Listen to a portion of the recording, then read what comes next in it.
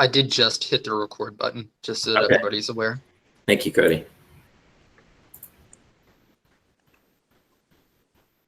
Let's try this one more time.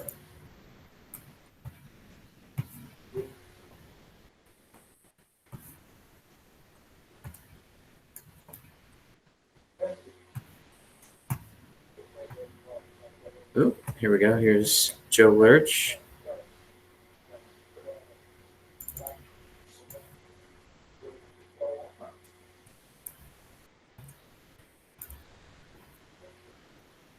Okay.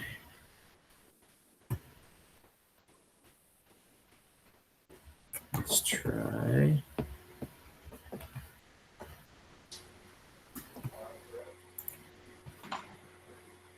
All right, let's try this again.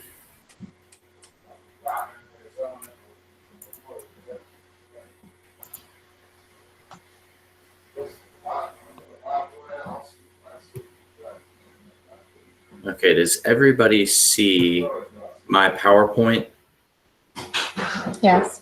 Okay, let's see what happens when I do this. Of course, my windows disappeared. What does everybody see now? Do you see the full PowerPoint, or do you see a PowerPoint with black background with different settings? I think We see the presentation in white. Yeah, it's the regular one with the slides down the side. It's like your Okay. review set. Okay, all right. We're gonna have to modify things. Sorry, let me escape out of this, and I'll just have to scroll through the slides this way. Apologies for that minor inconvenience. Let me see if I can maximize this. You don't you have the thing at the top that says present online? We see it on your screen. Yeah, I do, but the problem is my other windows disappear. Yeah. So Gotcha. and I have to refer to some notes on one of my other screens. So we'll just have to do this way. Yeah, that'll work. Okay, but Madam Chair, I'm ready to begin whenever you would like to call the meeting to order. Good morning to everyone. I'm calling the meeting to order. Just a few things. This meeting is being held electronically via Google Meet pursuant to Section 4-0.01 Operating Policies of Chapter 1289 of the 2020 Acts of Assembly. David, would you please provide the additional information we need to go into the meeting, please? Yes, Madam Chair. Okay, due to the governor's declared state of emergency due to COVID-19, it is impractical and unsafe for the Commission on Local Government to assemble in a single location. So this commission meeting will be held electronically by video conference and telephone options pursuant to 2020 amendments to the 2020 Appropriations Act. The purpose of the meeting is to discuss or transact the business statutorily required or necessary to continue operations of the Commission on Local Government and the discharge of its lawful purposes, duties, and responsibilities. The public is welcome to use the link and phone number options made available by staff to attend the meeting electronically. The Commission on Local Government will make available a recording or transcript of the meeting on its website in accordance with the timeframes established in sections 2.2-3707 and 2.2-3701.1 of the Code of Virginia. Okay, thank you, David. We need to do a roll call of all the members of the commission. So, okay. Would you mind calling the names out? Yes, Madam Chair. So for each commissioner, when I call your name, please unmute yourself and just let me know whether or not you are present. So we have Commissioner Amix. Present. Okay. Commissioner Davis. Present. Commissioner Mahan. Present. Commissioner Linderman. Present. And Commissioner Reynolds. Present. Okay. Thank you very much, everyone. Madam Chair, you do have a quorum. Wonderful. Okay, so I assume everyone got the packets and have had the opportunity to read over the draft agenda. Do we have a motion to approve that agenda? I move for approval of the agenda. Second. We have A first and a second. All those in favor say aye. Oh, we have to do a roll call, excuse me. That's okay. Okay, Commissioner Amix, Aye. Commissioner Davis, Aye. Commissioner Linderman, Aye. Commissioner Mahan, Aye. and Commissioner Reynolds. Aye. Okay. Next slide.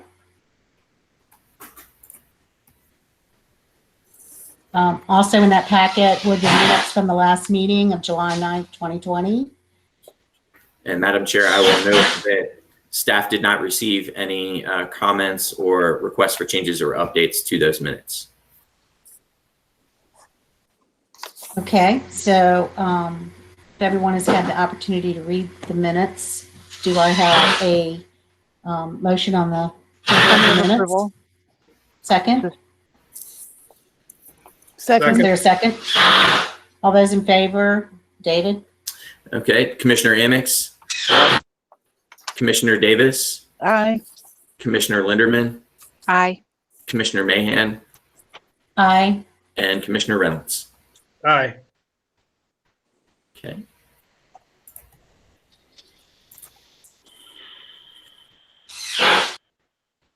At this time, I will open it up for public comment. It doesn't look like we have anyone, but just in case.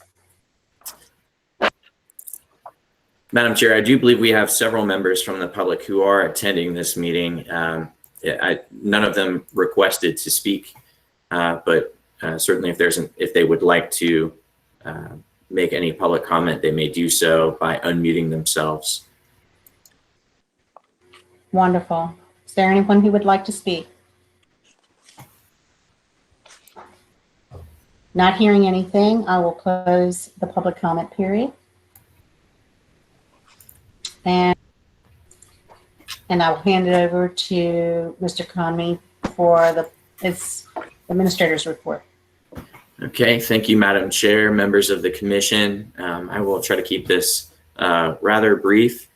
As it relates to agency news, of course, DHCD continues to be engaged with numerous efforts as it relates to the COVID-19 pandemic. As I shared previously during the July meeting, many programs have pivoted to help address COVID-19 issues that many communities may be experiencing. Certainly one of the more noteworthy programs that has ramped up since the last meeting is the Virginia Rent and Mortgage Relief Program, which is designed to assist individuals with remaining in their residences in the event of a job loss or other economic issue that is attributable to the COVID-19 pandemic. Certainly we want people to remain in their homes during this public health crisis. And so the governor established a $50 million program for that purpose that DHCD is helping to administer. Beyond that, the agencies, I will also note that the agency's Governor's Housing Conference, or the Virginia Governor's Housing Conference, has been transitioned to a virtual platform this year. Previously, it was going to be held in Roanoke at the Hotel Roanoke, but again, due to the pandemic and needs for social distancing and best practices in public health, we've shifted to the first ever online version of the conference this year. As far as staff activities are concerned, I'll lead in with a few comments, but if staff would like to share anything else at the end of this, they may certainly do so. To begin, Cody Anderson and I have been reviewing annual reports from Virginia's 21 planning district commissions regarding their compliance with the Regional Cooperation Act. Each PDC is required to prepare and submit an annual report to DHCD that staff then reviews. And those 2 years of annual reports are compiled into a biennial report that is shared with the governor's office, members of the General Assembly, various state agencies, and within the statute, it's also required to be sent to the Commission on Local Government. So we will certainly make sure that a copy of that report is shared with you once it's ready. Statutorily speaking, it's due September 30th. Cody and I have finished reviewing all of those annual reports. So now our next step is really to begin to compile that biennial report. In addition to that, Kristen has been helping to organize a series of agency sessions led by various facilitators, essentially addressing two different topics at the agency. The first being equity, diversity, and inclusivity. And the second one would be addressing various staff needs during the COVID-19 pandemic. Certainly the pandemic has presented a number of physical and mental health challenges. And so the agency has been very supportive of staff in trying to address these needs. Ali, Sarah, and I will also be presenting the findings of the local vulnerability analysis, which we shared with the Commission during the July meeting. On September 29th, we will be sharing our findings with the Government Fiscal Sustainability Work Group, which is a group of various states and countries that monitor local fiscal stress. And we've also been invited to share our findings with Dr. Davis's local fiscal work group on October 14th. So stay tuned for that. In addition to that, and as I had mentioned, I probably didn't capture everything that staff has been doing. I know we've been very busy, so if staff would like to share anything else with the Commission, please do so.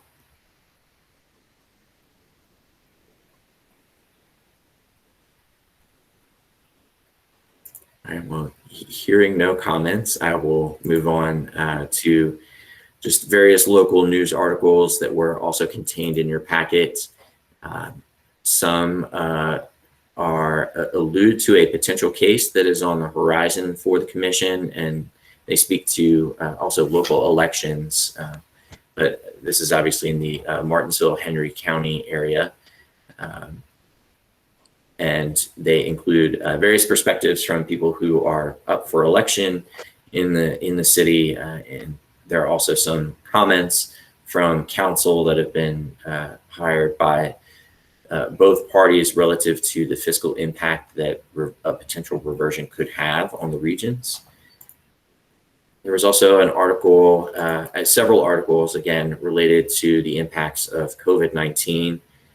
One in particular on local tax revenue and business activity declines in the city of Williamsburg. This is certainly in line with some of the vulnerability expectations that we highlighted in the local vulnerability analysis report, which again, we shared with the Commission at the July meeting, and which is also available on the fiscal stress component of DHCD's website. There was also some positive news on local finance as it relates to the city of Petersburg.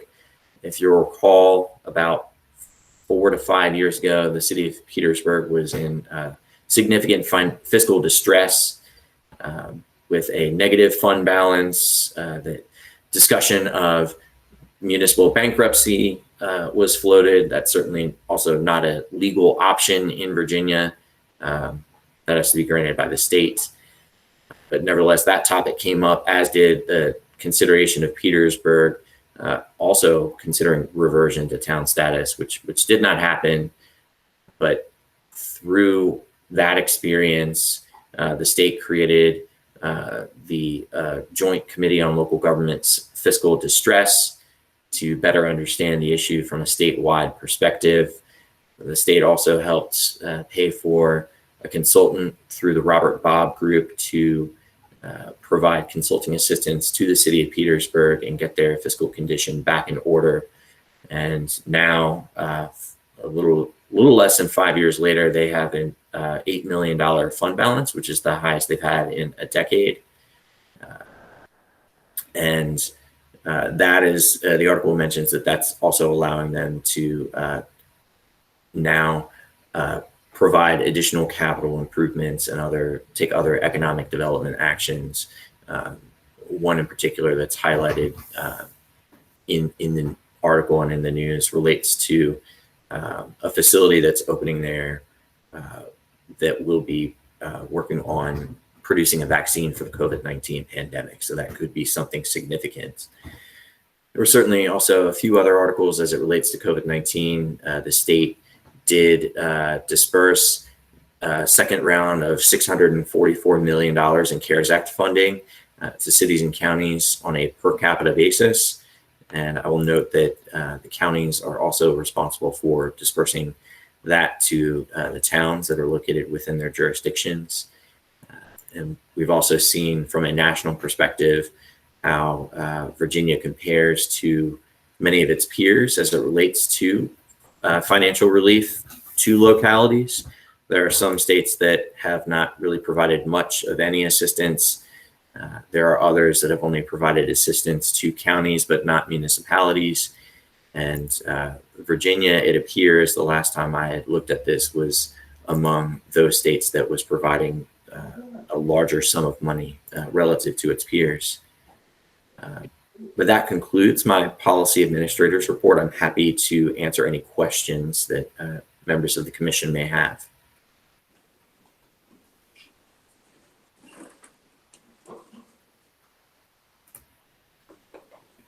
And hearing none, I will move to the next slide.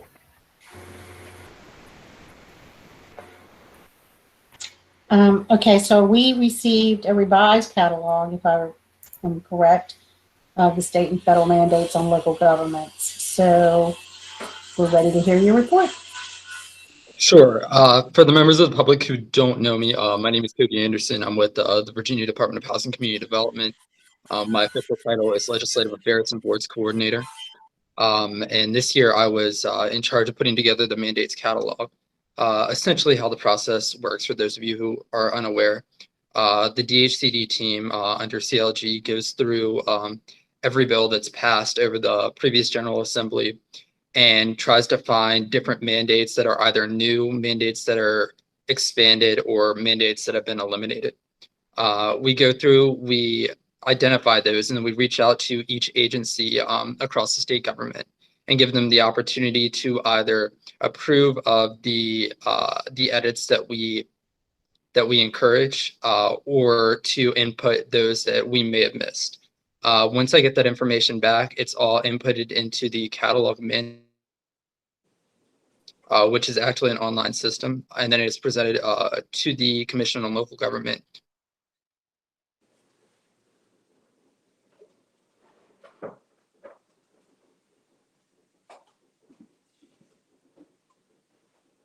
Okay, thank you, Mr. Anderson. I believe he might have frozen, Madam Chair, if we would allow just for a moment for perhaps his system to catch up. Gotcha. I wondered. I have a quick question, if you don't mind, while we're waiting. Sure. With the General Assembly in session now, which is obviously not normal either, I assume you would just wait until next summer to catch up with both sessions? That's right. If I recall correctly, there's a statutory deadline of September 30th, I think. Am I right on that, Kristen? I mean, considering this session is still ongoing, we're not quite sure when it's going to end. Yeah, we'll just tell the agencies to incorporate the edits from special session into next year. I mean, it may require too that, we give them a little bit of an extension, but that'll be on the staff side to help them with that. But yeah, any special session. Yep, we can hear you, Cody. Sorry about that. It looks like I had a technological hiccup. Welcome back. The Department of Education was mandated to come up with a new set of policies to address treatment of transgender students.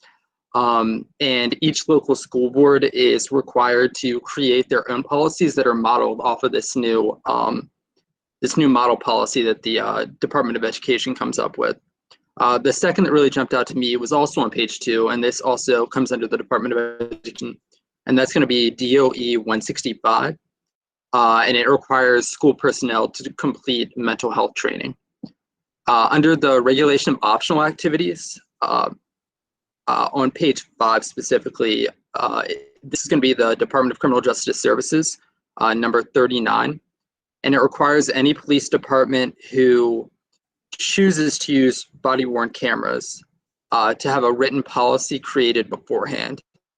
And just as a refresher, regulation of optional activity is a mandate that must be followed if a local entity decides to partake in any sort of policy. Under page 7, and now I'm moving into expanded mandates. So these are mandates that have existed in the past, but have been expanded by the General Assembly. And page 7, under Department of Education, once again, a pretty big change for a handful of localities. Kindergarten in the past has been regulated on a county by county level, or school board on school board level. And a small handful of areas actually had part-time kindergarten as part of their programs. Under this new mandate, those localities are now required to expand those kindergarten programs to a full-time basis. And that's going to be a full-time 990-hour kindergarten program. Once we start getting into the eliminated section, there's something that's a little bit different. So the two straightforward pieces on here are going to be STO, DRPT, so that's Department of Rail, 021 and 020. They were both eliminated, and that's simply because the legislation enabling both of those mandates were repealed in this last General Assembly session. Where things get a little bit strange is when we start looking at the VITA section, the Virginia Information Technology section. You're going to see 3 there that have been removed, and that's SOTEC.VITA 001, SOTEC.VITA 002, SOTEC.VITA 003.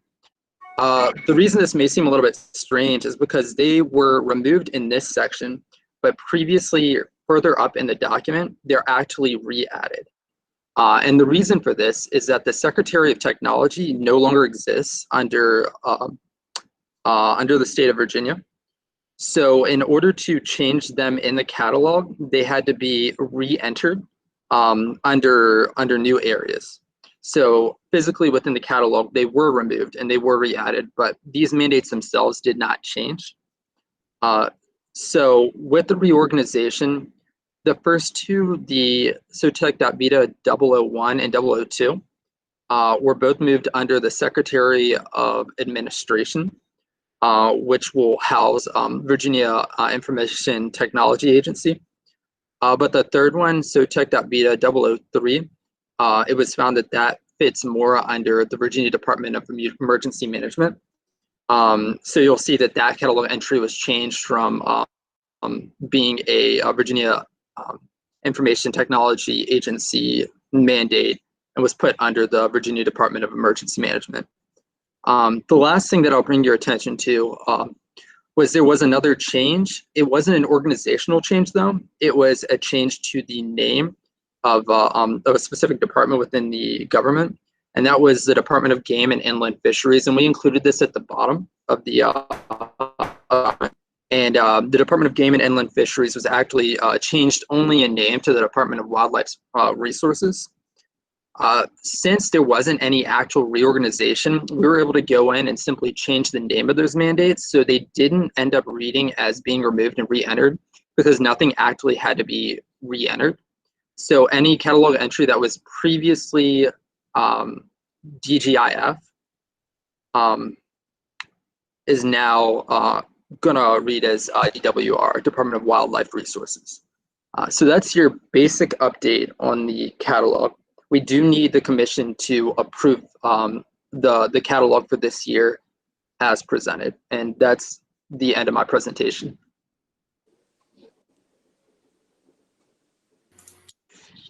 Okay, thank you, Cody. So everyone should have received a copy of the catalog, the updated catalog as a second set sent out to us. So I'm opening the floor up for motion to approve. I move for approval. Second, I'll second. all those in favor? David? Madam Chair, yes, bear with me just a moment. Sure. Moving to the right slide. So Chair, Commissioner Amix, Aye. Commissioner Davis, Aye. Commissioner Linderman, Aye. Commissioner Mahan, Aye. and Commissioner Reynolds. Aye. All right. Thank you very much.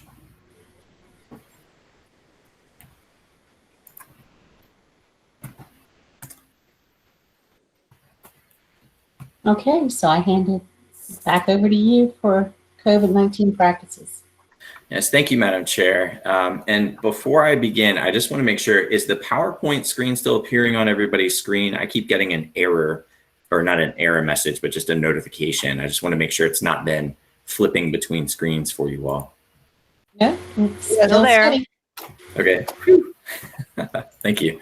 Okay. First, while I do have commission deliberation and action on the agenda as it relates to this item, based on additional internal discussion, we don't think that that's necessary at this point, that this can be more of a guidance document, and it may be better for the commission just to consider this in that regard and not necessarily take action on this item.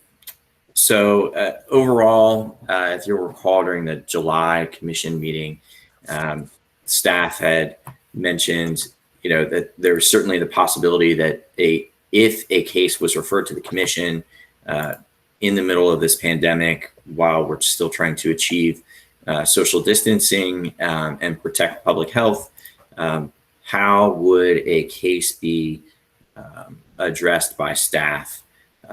And so these guidelines would only be needed if the commission chose to have in-person proceedings to review a case.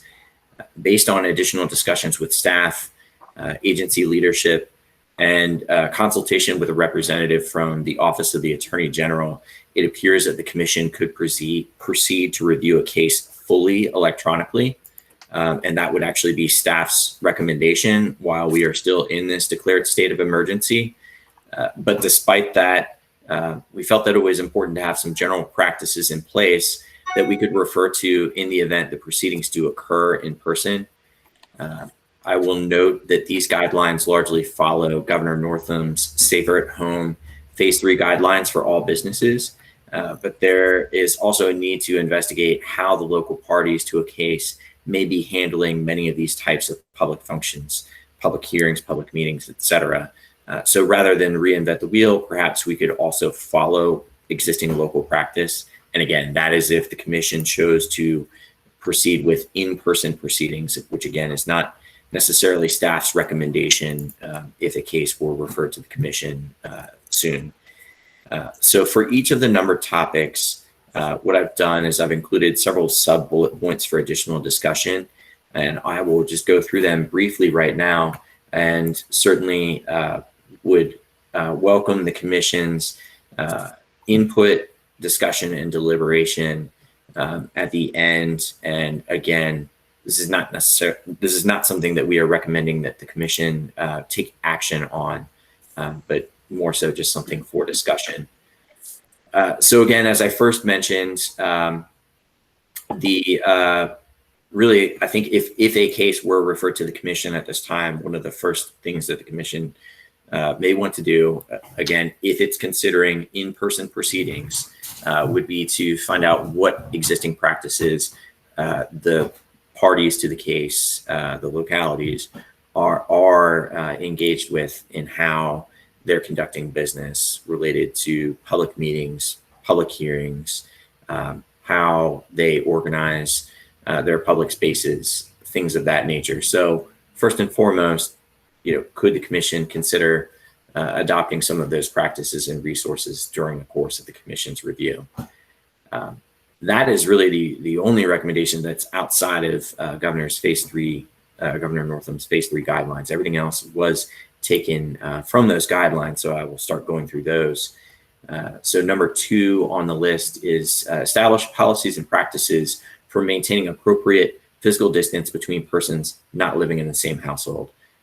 I think that this would be something relatively easy for the commission to proceed with. Again, if the commission chose to proceed with in-person proceedings, requiring and ensuring 6 feet of distance between all commissioners, staff, parties and members of the public at all times during commission proceedings.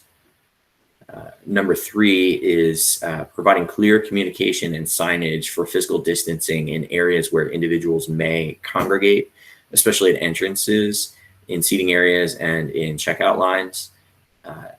And with that, the guidelines also include a link to signage that's in various languages that I would certainly encourage the commission to use during its proceedings, again, if they were chosen to be in person, so that we could make sure the public is well informed during the commission's proceedings.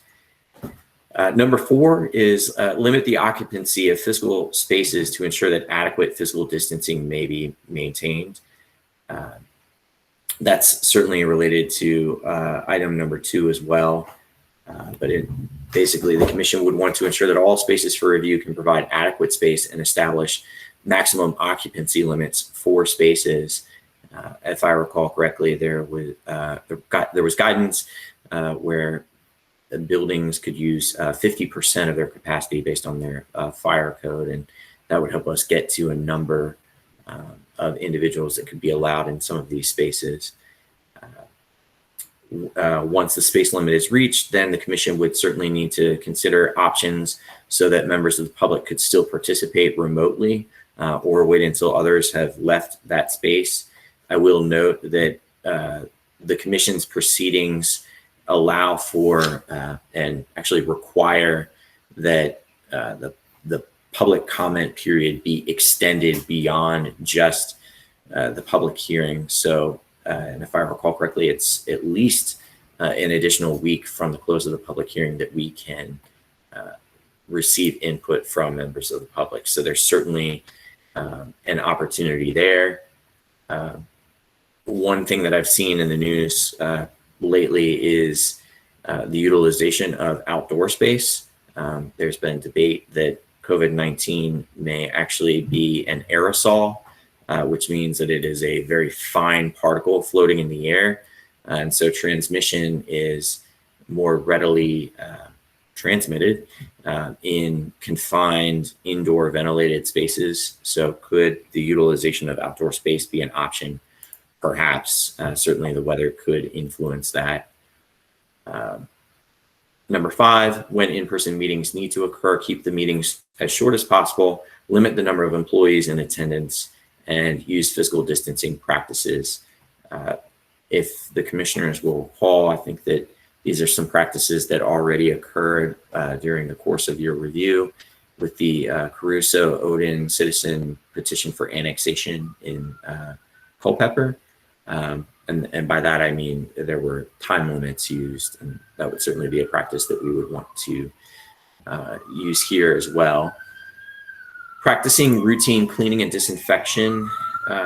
Surfaces frequently touched by multiple people, such as door handles, desks, phones, light switches, and faucets, should be cleaned and disinfected at least daily.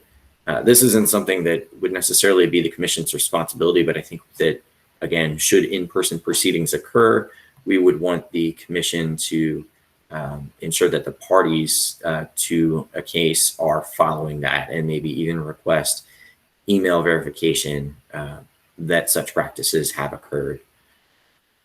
Number 7, promote frequent and thorough hand washing, including by employees, customers, visitors, the general public, and other persons entering into the space of employment with a place to wash their hands. If soap and running water are not immediately available, provide hand sanitizers. Again, this is something where I think we can engage with the parties to a case to ensure that sufficient PPE or personal protective equipment for the commission proceedings is provided. Number 8 is rather interesting. This one, it involves screening. Employers should screen employees prior to starting work. Employees should also self-monitor their symptoms by self-taking of temperature to check for fever and utilizing questions provided in the Virginia Department of Health interim guidance for COVID-19 daily screening of employees before reporting to work. With that, we could certainly consider following some of those screening practices regarding parties to the case and meeting attendees regarding their symptoms. there could be a little bit of a time issue with that. But I also thought it may be useful to utilize some of the local public health staff from the localities that are party to a case to provide some of that service in kind, whether that's the screening questionnaire or perhaps even those devices that check your temperature by pointing a device at someone's forehead. And certainly as it relates to screening, and again, as it relates to if these proceedings were held in person, it would be imperative for the commission to the commission and staff to also monitor their health. And if somebody did exhibit symptoms prior to the in-person proceedings, we would need to make sure that there's a way for their participation to occur virtually. So certainly that could allow for some sort of hybrid proceedings, which may make things a little more complicated, but it is certainly an option. I already mentioned the screening questionnaire, and number 10 is also somewhat related to anybody who is identified as being sick, and requiring that anybody who is sick to, of course, quarantine themselves so that we don't spread this around. And again, if we did need to provide some sort of virtual platform for those individuals to participate, we could certainly do so through either Google Meet, or we have some other more robust virtual platforms that we could use, such as Adobe Connect. And we do have staff at the agency who are very well versed in this. They use it frequently in our Building and Fire Regulations Division for training and certifying individuals on the building code. So we've got very good skilled employees there. Some employees are at higher risk for severe illness from COVID-19. These employees include individuals over the age of 65 and those with underlying medical conditions. Vulnerable employees should be encouraged to self-identify. Employers should take particular care to reduce their risk of exposure while making sure to be compliant with relevant ADA and ADEA regulations. So again, this is where I think a hybrid virtual platform could be beneficial. Again, if the commission went forward with in-person proceedings, we would certainly need to identify who those vulnerable individuals are, and they would need to self-identify well in advance of the commission's proceedings so that we could provide reasonable accommodations. And this would also apply to members of the public.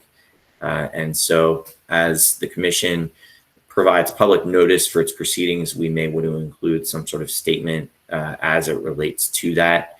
And again, encourage members of the public to pre-register their comments or share their comments during the public comment period, which again extends beyond the public hearing. Number 12 is to designate a staff person to be responsible for responding to COVID-19 concerns, and certainly having a point of contact for these proceedings in that regard would also be helpful. So we would certainly want to designate somebody among commission staff to serve that responsibility. And then there were some additional considerations that I added that are somewhat related to what was already provided, but can we require masks at all commission proceedings? That certainly seems likely and possible. We would need to know how to conduct the commission's executive sessions virtually or partially virtually. When I initially thought of this, it seemed like it was going to be more complicated than it actually is, but I think as we're experiencing right now with Google Meet, some people could be collectively in a room together, socially distanced, of course, and those that chose to participate virtually could still participate via conference call or some sort of other virtual platform. I will also note that the statute regarding the commission's proceedings indicate that the tour of the affected area and the oral presentations are optional. While that's certainly useful and could reduce the commission's exposure, if in-person proceedings were requested and chosen to proceed that way, I would caution against that, though, because again, for those of you who participated in the Culpeper annexation case, those oral presentations and quite frankly, the tour of the affected area can be pretty critical with informing members of the commission, members of the public, and others regarding the merits of a case. But I will also note that some options that are certainly available is that we could have a tour of the affected area could be done through a video or virtual tour, or again, waived entirely. Oral presentations may need to be conducted on a platform that requires greater control over testimony. Again, something like the Adobe Connect platform could certainly allow for that, but it's also quite possible we could use this Google Meet platform. And I will also note that our regulations allow for depositions as it relates to oral presentations. Those depositions can be allowed in lieu of someone's in-person testimony, but all parties have to be present for those depositions. So we would still need representatives from the parties to a case in the same room or virtually with the individual making that deposition statement. And again, I will also note that the public hearing component for the commission's proceedings is required. That really concludes what I had to say on these best practices, but I would certainly also welcome commission input. Again, staff is not recommending that the commission take any action on this, but we did want to inform you of how the commission could proceed going forward if in-person proceedings were in some way desired, which again is not staff's recommendation at this point. David, this is Sarah. Do you mind if I speak for just a moment? Sure. Sure. Thanks. I think David wanted to really just prepare us and kind of eyes wide open on the requirements for a public meeting, in this case, a case review. At this time, the agency's posture is we are not holding in-person meetings. I would say virtually all of our meetings, even fire code regulation, and these are things which have typically had a lot of public engagement, are happening completely virtually through this platform, Adobe Meets or others. So I just want to give you assurances that I do believe that we can support a process like this with adequate opportunities for public engagement that would certainly meet the requirements. So I'll just add that as a point in terms of the agency's position. We are with hesitation and on reserve allowing staff to travel to public meetings. So that's something else. We're being very cautious, and we want everyone to stay safe and healthy. And we have developed, I think, some incredible capabilities since the beginning of the pandemic to support these types of proceedings. So.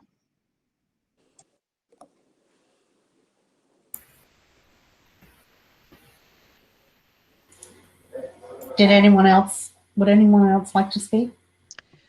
I do have a question, if you don't mind. David, in this, again, taking Sarah's into account, maybe it's not an important question, but we changed our policy or operating procedures a few years ago to allow people or members of the commission to participate via conference call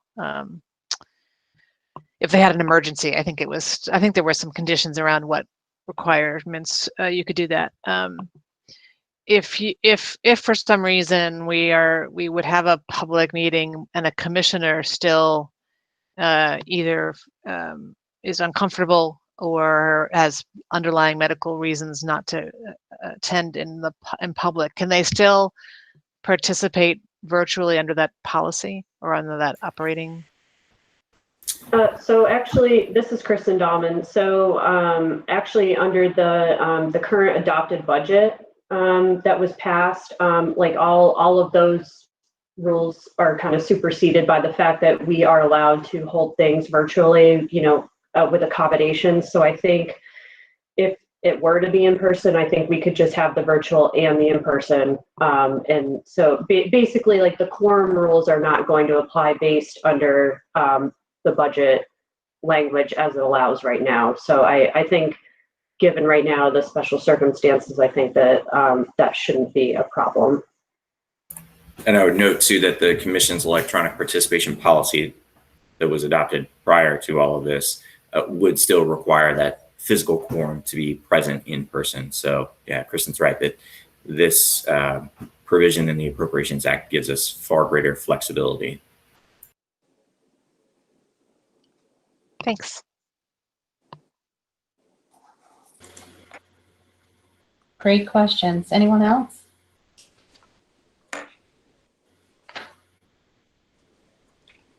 Okay, hearing none.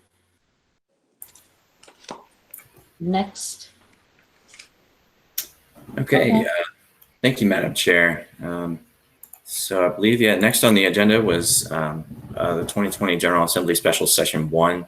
I'll just provide a few introductory remarks and really rely upon Kristen and Ali to share the substance of this report. And if you'll recall, the governor called for a special session to address budget matters related to the impact of COVID-19, in addition to police reform being, or public safety reform being a topic for this session to address. I will note that many of these matters are still unfolding as the special session is still in session. And again, staff will provide you with a general update on some of those activities as it relates to bills that have been filed and fiscal impact statements that have been produced, among other topics. So I will turn it over to Kristen first, and then Ali, if you would chime in after Kristen, please. Okay. We've reviewed not quite as many bills as we do during regular session. The majority of the bills that are coming through our office are less to do with local governments this year, or for August and September here, but more related to housing. It's if you all have heard in the news, it's just one of the bigger topics, such as a potential evictions moratorium, rental payment plans, credit reporting, and along those lines too, utilities. And so there's definitely a number of bills that relate to local governments though, such as qualified immunity issues with police reform, offering all virtual or, funding for schools based on virtual or in-person instruction. 599 funding has come up again. So definitely a lot of issues related to local governments. Although they called the session specifically to address the budget, I think they're now just getting to the budget, as there have been a number of bills related to either the issues I just mentioned, COVID-19 and others. So they are working through them right now, and staff has been working hard to assist as necessary. And with that, I'll turn it over to Ali just to give a little overview of the fiscal impact bills that have been referred to the Commission on Local Government during the special session. Thank you, Kristen. And thank you, Madam Chair, to give me the opportunity to talk about this, FIS process. So as the General Assembly, gathered for an extraordinary special session to consider changes to the budget given the COVID-19 pandemic and other measures, as usual, CLG was required to prepare the FIS for bills that had impact on local governments per Virginia Code 30-19.03. So for this special session, CLG did not take any step to recruit volunteers, instead assigned the bills to existing volunteers from last session. So this session, the number of bills referred to CLG was about 30, and 20 of those 30 bills are qualified for FIS. So that means we prepared 20 FIS for this session, and which is really, sometimes it is like normal, session. That's what we usually do. So we got a lot for FIS. And now I'll discuss some of the highlights of the bills. Like the first one I'm going to discuss is SB 5030. It's a broad policing reform bill. The bill patron was Senator Locke, and the bill was passed in Senate by 2119. And I don't know what happened. I think I get the status 2 days earlier. So that was the status that time. So according to the bill actually bans no-knock warrants, bans chokeholds, creates decertification process for law enforcement, and requires attempts at de-escalation, and establishes duty to intervene. So the compliance of the bill requires advanced training to law enforcement officers, additional reporting requirements, additional administrative costs also, and to comply with this bill, some locality they mentioned they need new IT system for e-ticketing requirements. That could take several years to implement, and as a result of that, there is a possibility to lose 599 funding due to unable to meet the reporting requirements, which could be considered as refusal to report. So this bill also increased the liability insurance premium for law enforcement officers, also increase the litigation due to change in qualified immunity fees. And per localities, the bill would cost additional expenses, ranges from 0 to 13 million. And also, as usual, it is the unfunded mandates. Now we'll discuss about SB 5028 and SB 5022. Both are companion bill. And bill patron was Delegate Jones for SB 5028 and Senator Keegans for SB 5022. And this bill has not yet been passed. But as per the provisions, the bill establishes a presumption that COVID-19 related death or disability for firefighters, emergency medical service personnel, law enforcement officers, first responders, healthcare providers, and school board employees is an occupational disease and compensable under Workers' Compensation Act. Bill will be effective from January 2020. So the bill would increase the Workers' Compensation and Line of Duty Act premiums. It could also increase the volume of claims. The bill also opened the door to move virus type ailments to the workers' compensation defined illness, which could potentially increase litigation. So the impact of the bill would be, 0 to 5.5 million per locality. So also it is difficult to quantify, and depends on virus related exposure level. So the other bill I'm talking, SB 5021. The bill patron was Senator Chase, passed by indefinitely in Education and Health Committee. So as per the provisions, the bill requires a school board to provide appropriate technology device to every student enrolled in the school system, so the student can access to virtual learning platform. The school board also required to provide internet services to a student's household at no cost if their family income is below 25% of federal poverty guideline. Some localities are already in compliance with requirements of the bill, but locality noted that the cost would be related to computer devices and providing internet services to its students' household. Some localities, they said they are providing internet services through hotspot, but which is not, what the bill required. So they have to provide internet to the student's household. The potential for increasing the cost due to COVID-19 as more and more families are falling into the income guideline category means they're getting poor and their level of income would be below 125% of federal poverty guideline. So the loss of revenue estimated by the localities was 0 to 15 million. So it is also an unfunded mandate. So this is the last bill I'm going to discuss, that is SB 5020. So the bill patron was Senator Chase, passed by indefinitely in Education and Health Committee. So per the provisions of the bill, if a school operates a reduced schedule and the school offers online or virtual learning as a substitute for in-person attendance, it shall deposit a portion of unused funds resulting from the reduced schedule in a voucher account for each student for use on programs operated by the school division or other educational options, whether public or private. So the localities noted that the cost would be significant depending on the number of withdrawal requests from the school system, and the bill requires monitoring each student's account and invoice to determine appropriateness of such expenses.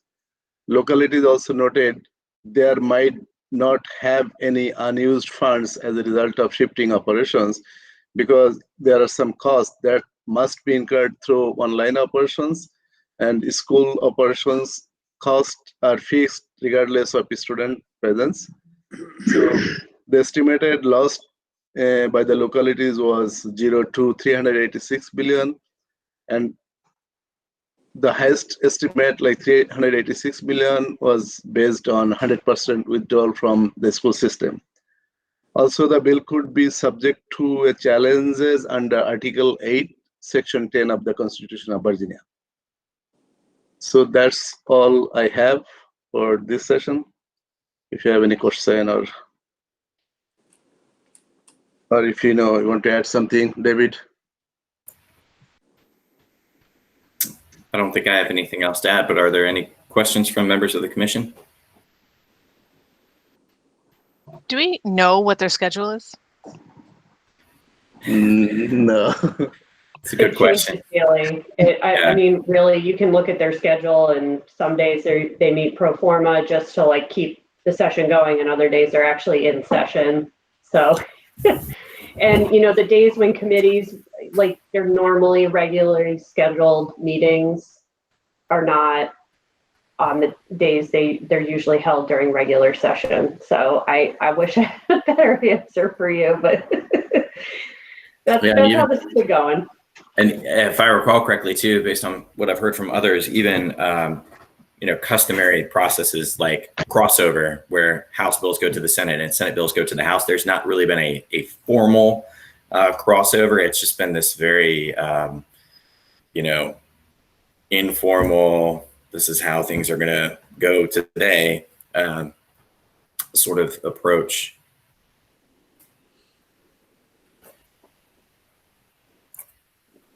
Also, I think, David, I should mention, like, the estimated cost 0 means they are not capable to, they couldn't identify the cost. They know there is a cost, and most of the cases they couldn't identify or maybe quantify.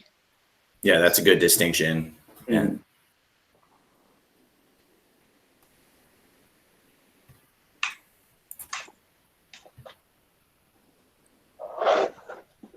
Is there anything else?